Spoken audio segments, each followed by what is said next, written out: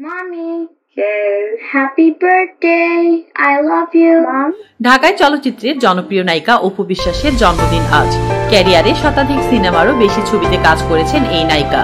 জীবনের ৩৬টি বসন্ত পেরিয়ে এবার ৩৭-এ পা রাখা দিনটি উপলক্ষে সামাজিক মাধ্যমে অপু বিশ্বাসের ভক্ত মহলে দেখা গেছে উচ্ছ্বাস।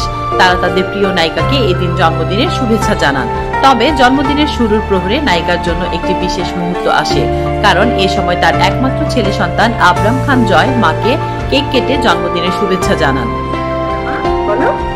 Parabéns pra você nessa data querida.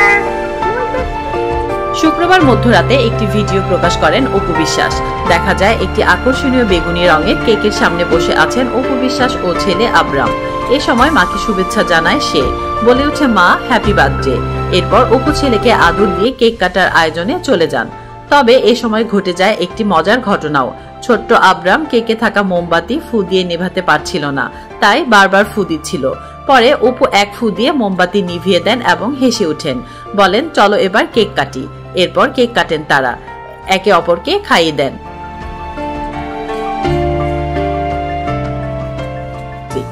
এই ভিডিও অনুরাগীদের মাঝে ব্যাপক মন কাড়ে। তারকারা থেকে শুরু করে ভক্তরা মন্তব্য ঘরে সমান তালে অপুকে শুভেচ্ছা জানান, ভালোবাসায় ভরিয়ে দেন মন্তব্য ঘর। উল্লেখ্য, অপু বিশ্বাসের প্রকৃত নাম অবন্তী বিশ্বাস। তার জন্ম ১৯৮৯ সালে ১১ অক্টোবর বগুড়া জেলার সদর থানার কাটানপাড়া এসকে লেনে। তবে বর্তমান সময়ে শুধু অভিনয় ছাড়া বর্তমানে ফটোশুট এবং বিভিন্ন ইভেন্টে যোগ দিয়ে ব্যস্ত সময় পার করছেন তিনি। ক্যারিয়ারের পাশাপাশি প্রাক্তন স্বামী শাকিব খানের সঙ্গে তার অতীত নিয়ে প্রায় আলোচনায় আসেন নায়িকা।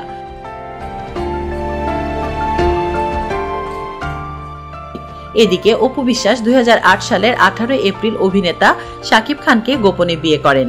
নানা ঘটনার জন্ম দিয়ে তাদের একমাত্র ছেলে আবরাম খান জয়ের জন্মের পর ২০১৭ সালে সেই বিয়ের কথা প্রকাশ্যে আনেন অপু। এ নিয়ে দুজনের দ্বন্দ্ব দেখা যায়। অবশেষে ২০১৮ সালের ২২ ফেব্রুয়ারি আনুষ্ঠানিকভাবে শাকিব অপুর দাম্পত্য জীবনের ইতি ঘটে।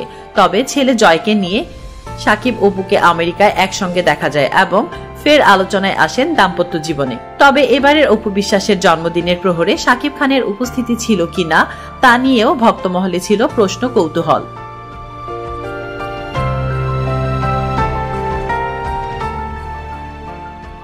তাসলিমা আক্তার শিমু, SBS বাংলা।